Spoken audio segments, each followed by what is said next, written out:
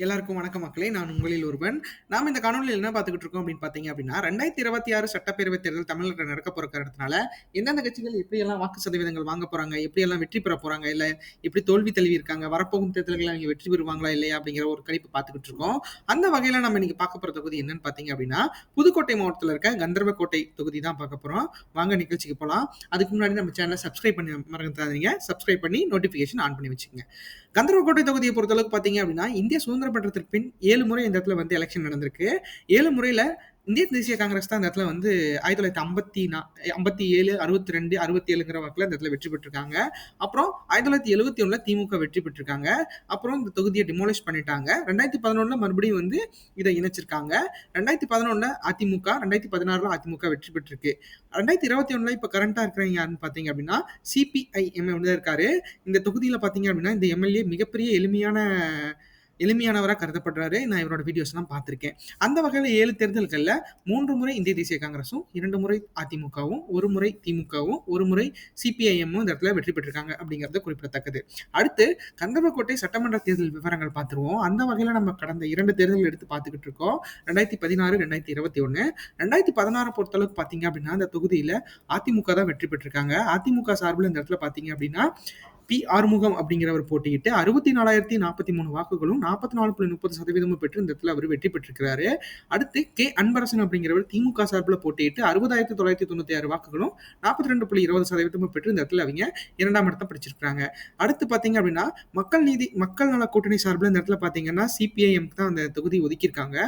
M M Chinnathurai அப்படிங்கிறவர் போட்டியிட்டு 13,918 வாக்குகளும் 9.6% பெற்று இந்த இடத்துல அவரு 3ஆம் இடத்தை பிடிச்சிருக்காரு. மக்கள் நல கூட்டணியில அதிகமான வாக்குகள் வாங்கின தொகுதியில இந்த ஒரு தொகுதி ஒண்ணு இருக்கு அப்படிங்கிறதுல எந்த ஒரு ஐயமும் இல்லை. அடுத்து பாரதிய ஜனதா பார்ட்டி சார்பில் இந்த இடத்துல பழனியப்பன் அப்படிங்கிறவர் போட்டியிட்டு 1,600 வாக்குகளும் 1.10% பெற்று இந்த இடத்துல அவரு 4ஆம் இடத்தை பிடிச்சிருக்காரு அப்படிங்கிறது குறிப்பிடத்தக்கது. அடுத்து 2021 தேர்தலை பார்ப்போம். 2021 தேர்தலை பொறுத்தளவுக்கு பாத்தீங்க அப்படின்னா, திமுக கூட்டணியில் அங்கம் வகிச்ச சிபிஐஎம் தான் இந்த இடத்துல வெற்றி பெற்றிருக்காரு. சிபிஎம் சார்பில் மிகவும் எளிமையான மனிதராக கருதப்படாத எம்எல்ஏக்களேயே மிக எளிமையான மனிதராக இந்த இடத்துல வந்து கருதப்படுறவர் யாருன்னா எம் சின்னதுரை அவர்கள். அவரோட இன்டர்வியூ விகடன் டிவில இருக்கும், நீங்க பாருங்க.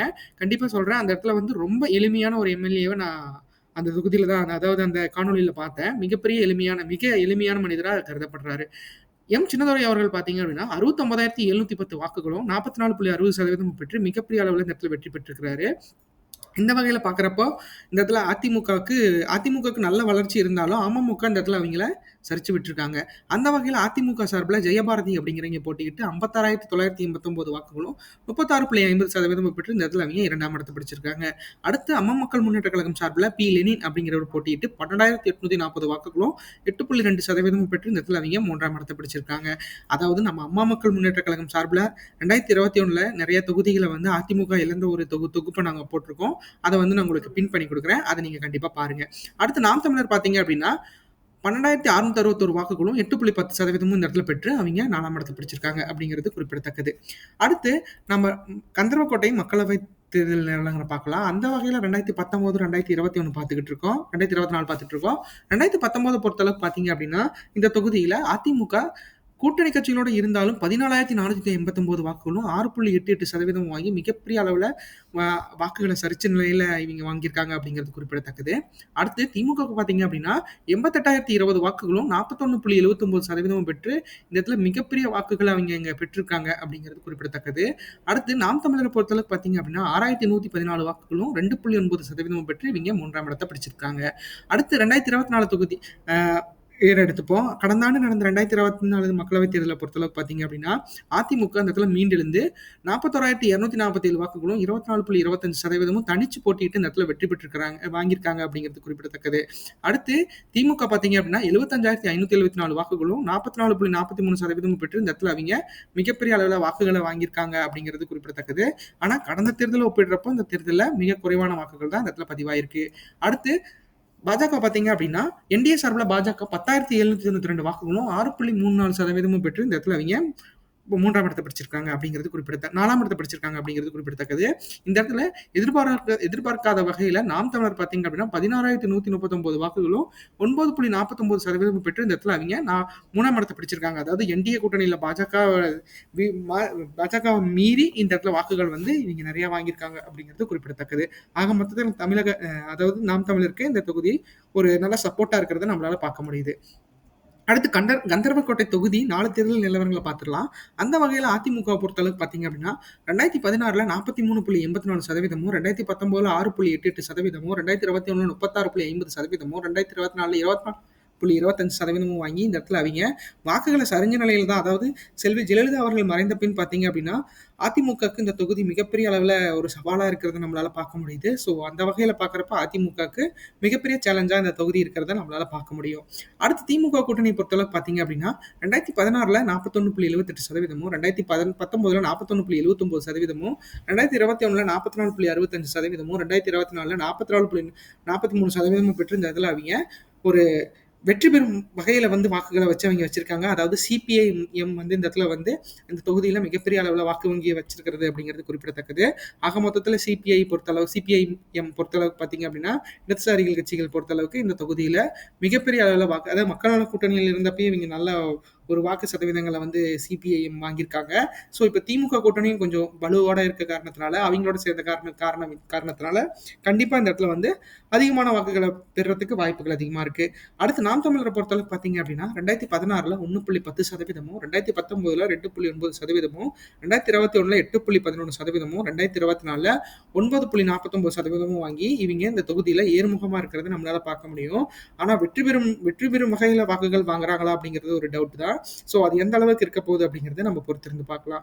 அடுத்து கந்தர்வக்கோட்டை தொகுதி வாக்காளர்கள் நிலவரம் பத்தி பார்த்துருவோம். அந்த வகையில மொத்த வாக்காளர்களா 2,01,1771 வாக்குகள் இந்த வாக்காளர்கள் பதிவு செய்யப்பட்டிருக்காங்க. அதுல ஆண்கள் 1,01,396 ஆண்களும் 1,03,60 பெண்களும் இந்த இடத்துல வாக்காளர்களா பதிவு செய்யப்பட்டிருக்காங்க. 3ஆம் பாலினத்தவர்கள் 15 பேர் இந்த இடத்துல வாக்காளர்களா பதிவு செய்யப்பட்டிருக்காங்க.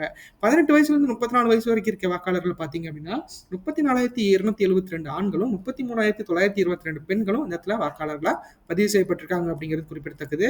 அவங்க ஒரு 34% வந்து இந்த இடத்துல இருக்கிறாங்க. அடுத்து 35 வயசுல இருந்து 54 வயசு வரைக்கும் இருக்குன்னு பார்த்தீங்க அப்படின்னா 43,397 ஆண்களும் 42,954 பெண்களும் இந்த இடத்துல வந்து வாக்காளர்களா பதிவு செய்யப்பட்டிருக்காங்க அப்படிங்கிறது குறிப்பிடத்தக்கது.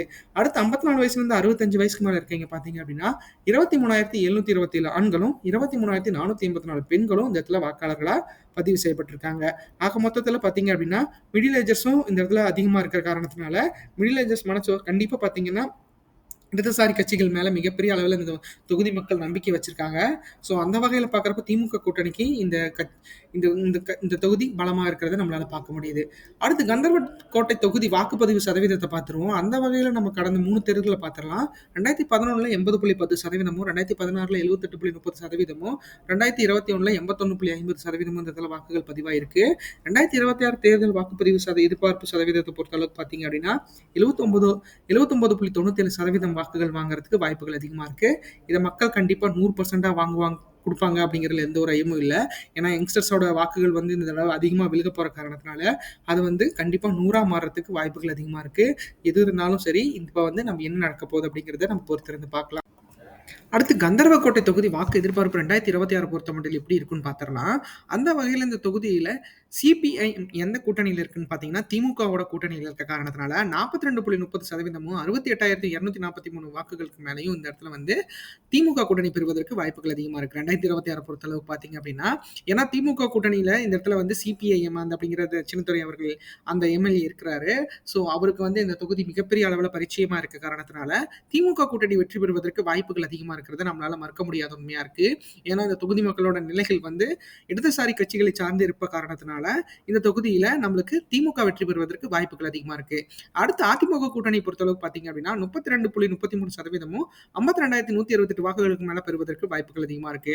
அதிமுக கூட்டணி பொறுத்தளவுக்கு பாத்தீங்க அப்படின்னா அதிமுக 2016 இந்த இடத்துல தனிச்சு போட்டிட்டு வெற்றி பெற்றிருந்தாலும் 2021 ஏன்னா தனிச்சு போட்டிட்டு வெற்றி பெற்றதுக்கான காரணங்கள் பாத்தீங்க அப்படின்னா அந்த டைம் வந்து இடதுசாரி கட்சிகள் வந்து அதிமுகவோட இல்லாத போனதுக்கு காரணம் தான் நினைக்கிறேன். ஸோ அந்த வகையில் இந்த தடவை பார்த்தீங்க அப்படின்னா இடதுசாரி கட்சிகள் திமுகவோட இருக்க காரணத்தினால அதிமுகவுக்கு மிகப்பெரிய அளவில் சவால்கள் இருக்கிறது நம்மளால மறக்க முடியாத உண்மையா இருக்கு. ஏன்னா 2016 நம்ம ஏற்கனவே பார்த்த மாதிரி இடதுசாரி கட்சிகளுக்கு இந்த தொகுதி கொஞ்சம் வாய்ப்புகள் அதிகமா இருக்கு. ஏன்னா அதிமுக கூட்டணியில இடதுசாரி கட்சிகள் இல்ல அப்படிங்கிறது ஒரு நிதர்சனமான உண்மையா இருக்கு. அடுத்து நாம் தமிழர பொறுத்தளவுக்கு பார்த்தீங்க அப்படின்னா 10.77% 17,382 வாக்குகளுக்கு மேல பெறுவதற்கு வாய்ப்புகள் அதிகமா இருக்கு. நாம் தமிழர பொறுத்தமட்டில் பார்த்தீங்க அப்படின்னா, ப்ரீவியஸ் தேர்தல்கள்ல இங்க நடந்த கந்தர்வக்கோட்டை தேர்தல்கள்ல மிகப்பெரிய அளவுல அவிங்க பார்ட்டிசிபேட் பண்ணியிருக்காங்க. பெரிய லெவல்ல அவிங்களோட கேட்டகரிய பொறுத்தளவுக்கு அது பெரிய லெவலா இருக்கு. ஏன்னா நாம் தமிழர பொறுத்தளவுக்கு பார்த்தீங்க அப்படின்னா, அவிங்க டபுள் டிஜிட் கேட்டகரீஸ்ல ஒரு சில தொகுதிகள் தான் இருக்கு. அந்த தொகுதியில கந்தர்வக்கோட்டை இருக்க காரணத்தினால, இந்த முறையும் டபுள் டிஜிட் பெறுவதற்கு வாய்ப்புகள் அதிகமா இருக்கு. அந்த வகையில 11% பக்கமா வாங்குறதுக்கு நாம் தமிழர் கூட்டணிக்கு வாய்ப்பு இருக்கிறத நாம் தமிழருக்கு வாய்ப்பு இருக்கிறத நம்மளுக்கு பரிச்சயமா தெரியுது.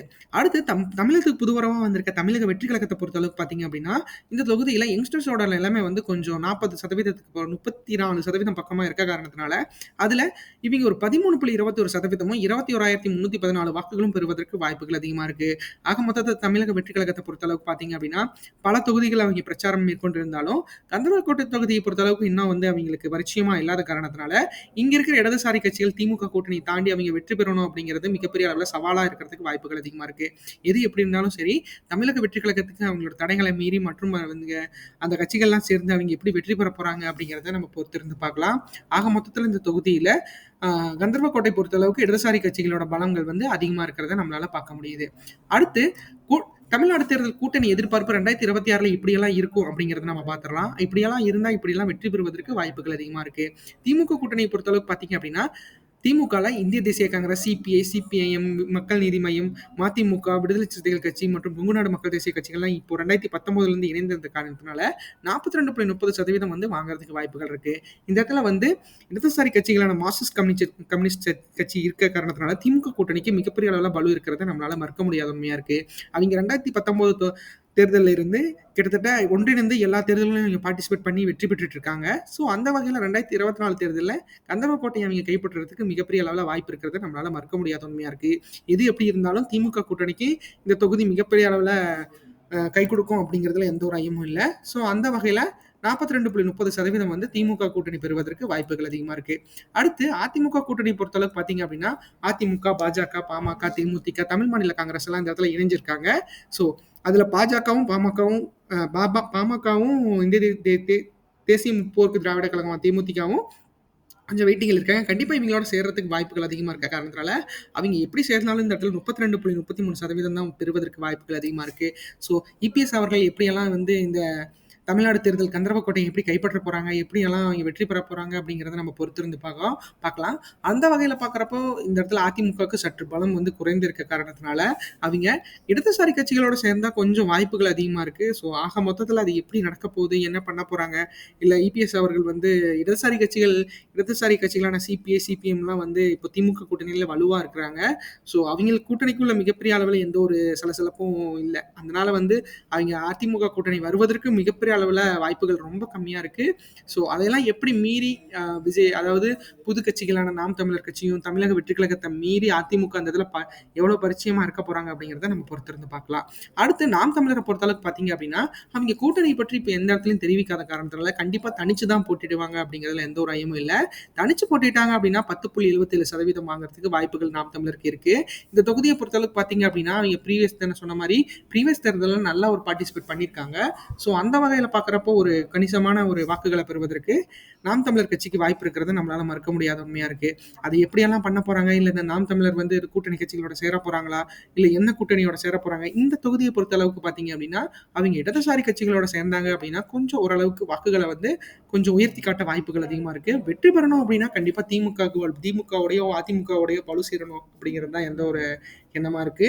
ஸோ சீமானவர்கள் எல்லாம் அவங்களோட கொள்கை பார்த்தீங்கன்னா தனிச்சு போட்டிடுறதா தான் இருக்கு. திமுகவோட அவங்க சேர்வதற்கு வாய்ப்புகள் 99% இல்லை அப்படிங்கிற மாதிரி தான் இருக்கு.